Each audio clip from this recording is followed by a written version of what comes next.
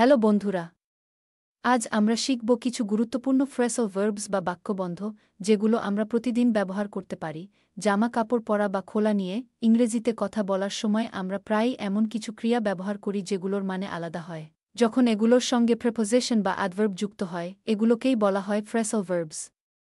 পট on, জামাকাপড় পরা। উদাহরণ, she put on her jacket before going out, সে বাইরে যাওয়ার আগে জ্যাকেট পরল। টেক অফ, খুলে ফেলা, জামাকাপড়, জুতা ইত্যাদি। উদাহরণ, please take off your shoes before entering. Bangla, ঘরে ঢোকার আগে দয়া করে জুতা খুলে ফেলো। মনে রাখুন, এয়ারপ্লেন উড়তেও টেক অফ হয়, কিন্তু এখানে ব্যবহার হচ্ছে পোশাক খোলার অর্থে।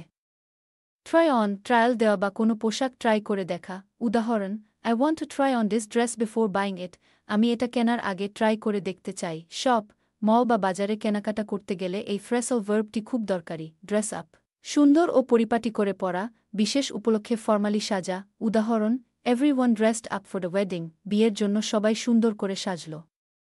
জিপ আপ, জিপার লাগানো চেইন টেনে বন্ধ করা। উদাহরণ, it's cold outside, zip up your jacket, বাইরে ঠান্ডা।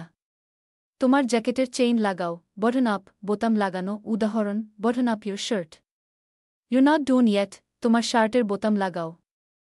এখনও শেষ হয়নি, চলুন এবার আমরা বাংলা বাক্য বলি। আপনি বলুন ইংরেজিতে, আমি এখন জুতা পরছি। I'm putting on my shoes, ও ওর টি শার্ট খুলে ফেলেছে। He has taken off his shirt, তুমি কি ড্রেসটা ট্রাই করে দেখেছ? Have you tried on the dress, ওরা পার্টির জন্য সাজছে। They are dressing up for the party, আমি আমার জ্যাকেটের চেইন লাগাচ্ছি।